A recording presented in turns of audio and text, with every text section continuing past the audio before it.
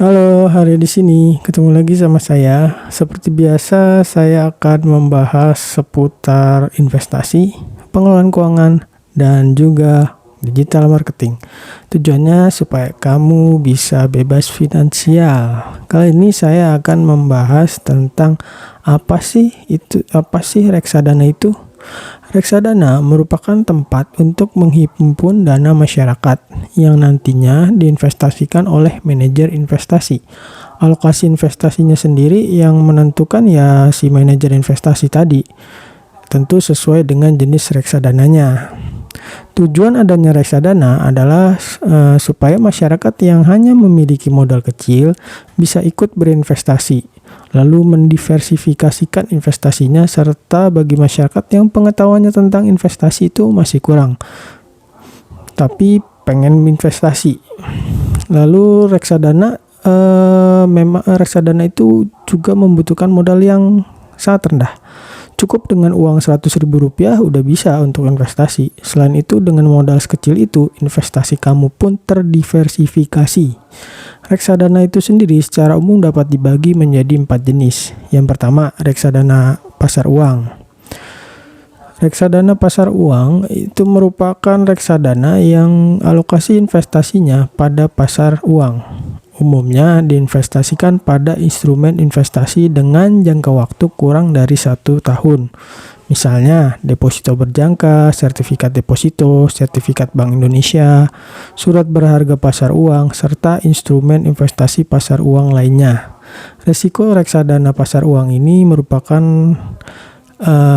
reksadana dengan risiko yang paling rendah dibandingkan dengan jenis reksadana lainnya. Lalu, jenis yang kedua adalah reksadana pendapatan tetap. Reksadana pendapatan tetap merupakan reksadana yang alokasi investasinya sebagian besar pada obligasi dengan komposisi minimal 80% dan baik resiko serta returnnya lebih tinggi dari reksadana pasar uang. Jenis yang ketiga adalah reksadana campuran. Reksadana campuran ini alokasi investasinya merupakan campuran dari berbagai investasi, seperti investasi dengan jangka waktu kurang dari setahun, obligasi, dan juga saham. Baik resiko maupun returnnya lebih tinggi dari dua jenis reksadana sebelumnya. Dan terakhir adalah reksadana saham. Reksadana saham, alokasi investasinya ada pada saham tentunya, ya minimal 80%. Jenis reksadana ini memiliki resiko dan return yang paling tinggi jika dibandingkan ketiga jenis reksadana lainnya. Reksadana seperti instrumen investasi lainnya memiliki kelebihan dan kekurangan. Kelebihan investasi reksadana antara lain: 1. Diversifikasi investasi. Reksadana memiliki keunggulan dalam diversifikasi investasi karena setiap reksadana itu akan dialokasikan kepada lebih dari satu investasi. Misalnya, untuk reksadana saham, maka manajer investasi akan mengalokasikan dana investasinya nggak hanya pada satu saham saja. Hal ini dimungkinkan karena jumlah dana investasi yang dikelola biasanya jumlahnya cukup besar. Berbeda ketika kamu berinvestasi saham secara langsung.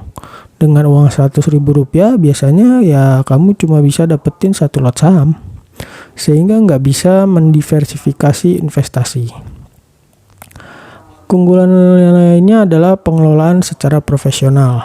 Investasi pada reksadana dikelola oleh manajer investasi yang tentu saja memiliki pengetahuan dan pengalaman dalam mengelola investasi, sehingga dana investasi pada reksadana dapat dikatakan investasi yang dikelola secara profesional. Yang ketiga, likuiditasnya tinggi. Investasi reksadana memiliki likuiditas yang tinggi jika dibandingkan dengan investasi lainnya seperti deposito, obligasi, dan real estate atau properti.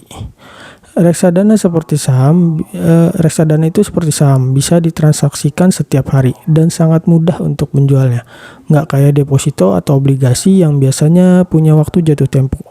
Meskipun khusus untuk obligasi, ada juga obligasi yang bisa diperjualbelikan pada pasar sekunder. Sementara investasi real estate atau properti seperti apartemen, rumah, ataupun tanah tidak terlalu liquid.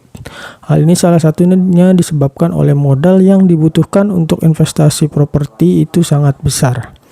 Lalu keunggulan yang keempat adalah transparan. Perkembangan tiap reksadana itu sangat mudah untuk diakses oleh masyarakat, sehingga investasi ini cukup transparan. Lalu yang kelima adalah murah dan terjangkau. Investasi reksadana itu merupakan investasi yang murah dan sangat terjangkau. Dengan modal cuma 100.000 aja, kamu udah bisa investasi di reksadana. Selain kelebihan, tentu aja reksadana juga punya kekurangan, antara lain. Yang pertama, returnnya fluktuatif dan nggak dijamin.